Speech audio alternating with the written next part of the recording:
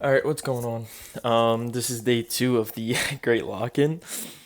I already went to the gym today, and I already hit a banger trade. I'm gonna go over that really quick right now, and I have to go to work, so I'm in a bit of a rush, but this will be quick. So I came into market open. We are really choppy. I know Patty did fade today because you kind of look here. We're like, it's just wiki, not really any fair value gaps on the 4 hour. On the 1 hour, we're basically just in this big range. We had this 1 hour gap all the way over here, which had an internal high. So I thought, okay, internal high to the upside, we have an internal high to the lower, to the downside. So now I go into the 15 minute. I was looking, okay, we have a 15 minute for value gap with a 15 minute internal high. So I was looking, could we sweep out this 1 hour and then go up to this 15 minute, or could we go into this 15 minute and go down to the 1 hour? Or maybe we even wanted to just shoot all the way up to that 1 hour internal high to the upside. So those were my three scenarios. Then I went on the 5 minute.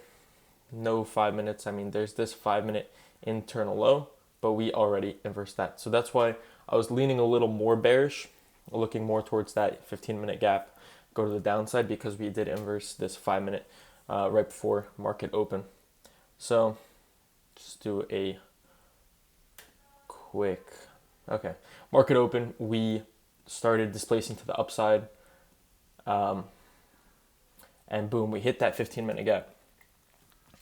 Then I was looking for shorts. So since we're in the 15 minute gap, pull back down to the through the gap right here. This was my entry to my first trade. I entered right here, stops at the body because we inversed it barely, literally to the tick. We inversed it, I believe, and my targets were this 4 hour internal, 1 hour internal low. Those are my targets. Sadly, I did get stop rated, because I should have held my stops at the wick, not at the body. But that was a $250 loss since it was a tighter and it was a 1 to 3 trade. I de-risked a little bit, since we were also pretty early into market open.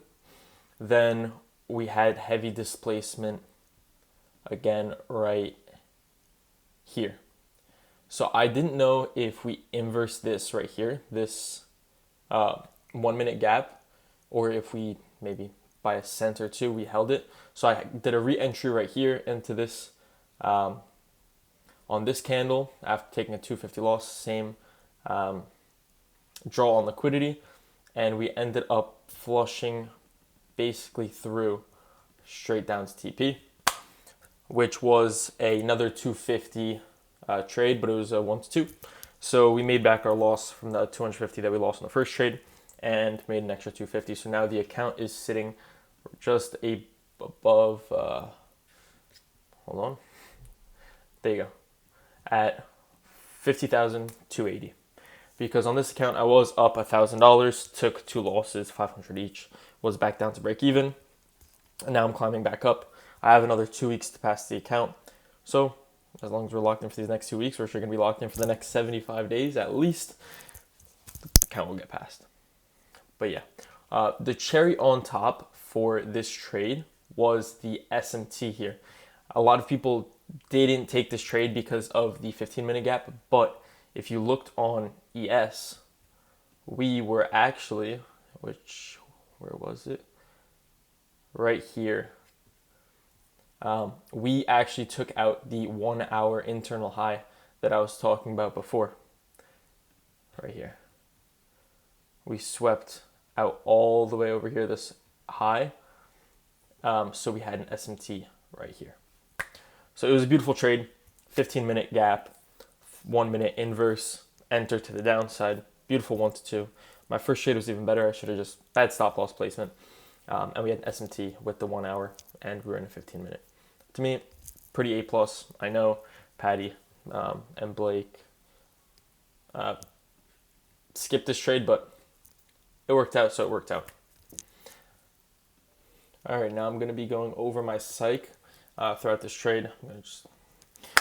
When I took this trade, honestly, not much hesitation. Recently, I haven't had any hesitation really entering into trades, knowing that they're A plus. Looking at this, I feel a little stressed because I think right in market open, I'm looking for this quick trade, the patty swing. This is something similar, not as much volume, but it was a great trade, so I wasn't really scared. But I feel as though when I'm already in the trade and it's going towards my TP, I always want to go for that early break even, which has just messed me up a few times. So, what I've taken from this, don't go break even unless there is a point. So in this trade, obviously, we didn't have a break even point anywhere here because we had no gaps. Sorry, that was a complete lie. We had a break even point, this 5 minute. So we had an early break even actually. I completely just lied before. We had a break even right here. Literally within the next candle, we went break even and flushed right through, thankfully. What I've been learning is that I don't want to go break even too early, and many people do this. I personally have suffered from it.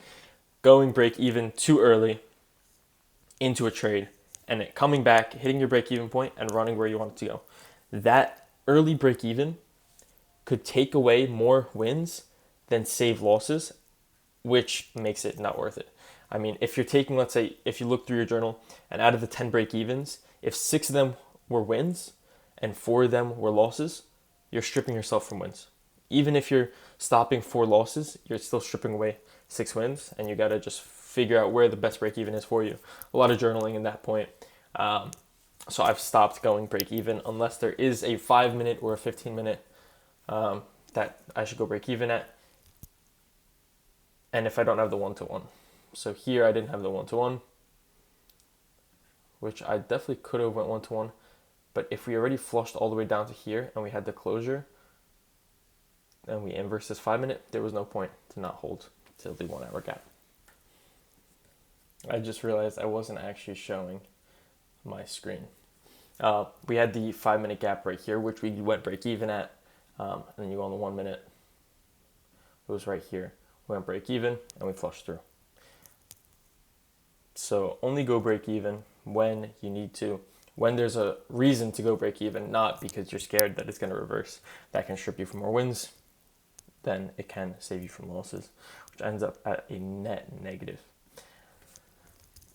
Going into the other part of my 75 hard, the gym, I am planning on maybe starting gym content and trading content on TikTok or Instagram or some other sort of short-term content because I know I won't blow up.